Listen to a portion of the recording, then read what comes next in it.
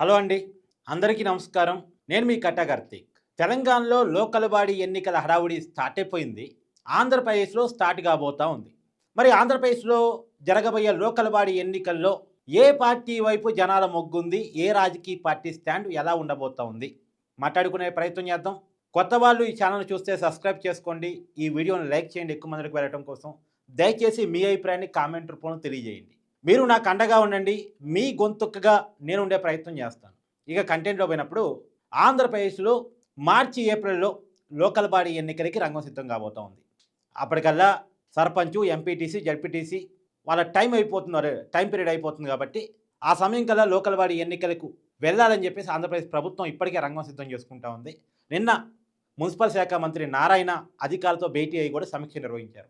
Mostly ఈసారి Andhra Pradesh local body ఎన్నికలు EVM పద్ధతిలో జరిగే అవకాశం ఉంది. ఈవీఎంతోనే ఎన్నికలు జరిపించాలని కూటమి ప్రభుత్వం అనుకుంటా ఉంది. అయితే వైసీపీ ఎన్నికల్లో పాల్గొంటుందా లేదా అన్న కాడ మాత్రం డౌట్ ఉంది. వాళ్ళు మోస్ట్‌లీ ఎన్నికలను బైకాట్ చేయొచ్చు. బైకాట్ చేసే ముందు కొన్ని డిమాండ్లు పెడతారు. కేంద్ర పథకాలతో ఎన్నికలు నిర్వహించాలని, ఈవీఎం పద్ధతిలో వద్దు పోస్టల్ బ్యాలెట్ పద్ధతిలో ఎన్నికలు నిర్వహించాలని ఇలా కొన్ని డిమాండ్లు పెడతారు. సరే వాళ్ళ డిమాండ్లు ఎవరు వినే పరిస్థితి ఉండదు సహజంగా. కూటమి నాయకత్వం వినకపోవచ్చు ఈ పర్టికులర్ విషయాల్లో. వినరన్న విషయం వాళ్ళకి తెలుసు. ఎన్నికలు బైకాట్ చేసే ముందు కొన్ని డిమాండ్లు పెట్టారు కాబట్టి పెడతారు. వాళ్ళ డిమాండ్లు ఒప్పుకోవట్లేదు కాబట్టి వాళ్ళు ఎన్నికలను బైకాట్ చేసే అవకాశం ఉంది. ఎందుకు అంటే చాలా జిల్లాల్లో వైసీపీ పార్టీ క్యాడర్ ఇంకా యాక్టివేట్ కాలే. నాయకత్వం యాక్టివేట్ కాలే. ఇప్పుడు ఈస్ట్ వెస్ట్ జిల్లాలో చూడండి. 1, 2 నియోజకవర్గాలు తప్ప నాయకత్వం ఎక్కడ కూడా యాక్టివ్‌గా లేదు. వైసీపీ ఇచ్చిన కార్యక్రమాలు కూడా పెద్దగా అమలు కావట్లే. కృష్ణా, గుంటూరు, ఉత్తరాంధ్రలో శ్రీకాకుళం, విజయనగరం, ఈవెన్ దో వైజాగ్‌లో కూడా అక్కడక్కడ కొంత క్యాడర్‌లో కదలికున్న ఓవరాల్‌గా చూసినప్పుడు పార్టీలో నిస్తేజం ఉంది. రాయలసీమలో చూసినప్పుడు అనంతపురం జిల్లాలో నిస్తేజం ఉంది. చాలా జిల్లాల్లో, చాలా నియోజకవర్గాల్లో నిస్తేజం ఉంది. ఏదో కొన్ని జిల్లాల్లో, కొన్ని నియోజకవర్గాల్లో కొద్దిగా గట్టిగా యాక్టివ్‌గా ఉన్నారు. కడప, కర్నూలులో కొద్దిగా యాక్టివ్‌గా ఉన్నారు. చిత్తూరులో కొన్ని నియోజకవర్గాలు యాక్టివ్‌గా ఉన్నారు. ప్రకాశం, నెల్లూరు ఆ జిల్లాలో కొన్ని నియోజకవర్గాలు యాక్టివ్‌గా ఉన్నారు. జిల్లాలు మొత్తం కాదు, కొన్ని నియోజకవర్గాలు యాక్టివ్‌గా ఉన్నారు. అలాంటి చోట వాళ్ళు ఎన్నికల్లో పోటీ చేయడానికి ఇష్టపడతారు. కానీ మిగతా చోట ఇష్టపడరు. ఎందుకు ఇష్టపడరు అంటే సహజంగా లోకల్ బాడీ ఎన్నికలు ఎప్పుడు కూడా అధికార పార్టీకి అడ్వాంటేజ్‌గా ఉంటాయి.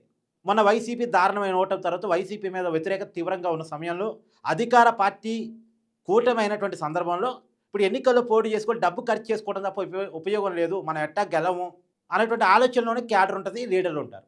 మళ్ళా పోటీ చేస్తే దగ్గర సర్పంచ్‌కి అయితే 30, 40 లక్షలు ఖర్చు అవుద్ది. ఎంపీటీసీకి అయితే ఒక 50, 60 ఖర్చు అవుద్ది. జడ్పీటీసీకి అయితే ఇంకో 10 ఎక్కువే అవుద్ది. సరే ఇంత డబ్బులు పెట్టుకొని గెలుస్తారా అంటే గెలిచే పరిస్థితి ఉండదు. కాబట్టి పైగా మన కేసులు బుక్ అయ్యే అవకాశం ఉంటుంది, ఇబ్బందులు పడే అవకాశం ఉంటుంది, ఓడిపోతే పరువు పోయే అవకాశం ఉంటుంది. అదేదో బైకాట్ చేస్తే పోలే అనేటువంటి ఆలోచనలో ఓవరాల్ పార్టీ ఉంది. కానీ కొన్ని వర్గాలు మాత్రం పార్టీ వద్దని చెప్పినా సరే పోటీ చేస్తారు.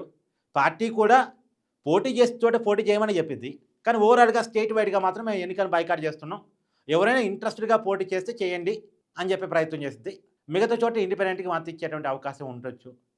ఏది ఏమైనా లోకల్ బాడీ ఎన్నికలు మోస్ట్‌లీ ఎక్కువ చోట్ల ఏకగ్రీవాలు కావటానికి, ఎన్నికలు జరిగినా సరే కూటమి గెలవటానికి ఆంధ్రప్రదేశ్‌లో అవకాశం ఉంది. కొన్ని జిల్లాల్లో, ఆ జిల్లాల్లో కూడా కొన్ని వర్గాల్లో మాత్రం ఇంకా వైసీపీ తన పట్టుని కోల్పోకుండా కాపాడుకోగలుగుతుంది. దాన్ని కంటిన్యూ చేసుకోగలుగుతుంది. ఓవరాల్‌గా స్టేట్ వైడ్‌గా మాత్రం మొన్న ఎన్నికల్లో వచ్చినటువంటి పరిస్థితి ఇప్పటికీ ఆంధ్రప్రదేశ్‌లో ఉంది. అది కాక అధికారం అనేది అడ్వాంటేజ్‌గా ఉన్నటువంటి అవకాశం ఆటోమేటిక్‌గా ఉంది. మనం చూసాంగా పులివెందులలో జడ్పీటీసీ ఉప ఎన్నిక జరిగితే. పులివెందుల రూరల్ మండలంలోనే అలా ఉంటే ఇక బయట ఎలా ఉంటుందో మీరే అర్థం చేసుకోండి. సో నేను చెప్పిన దాంతో మీరు ఏకీభవిస్తున్నారా లేదా? వాస్తవం అలా ఉందా లేదా? మీకేమనిపిస్తుందో కూడా కామెంట్ రూపంలో తెలియజేయండి.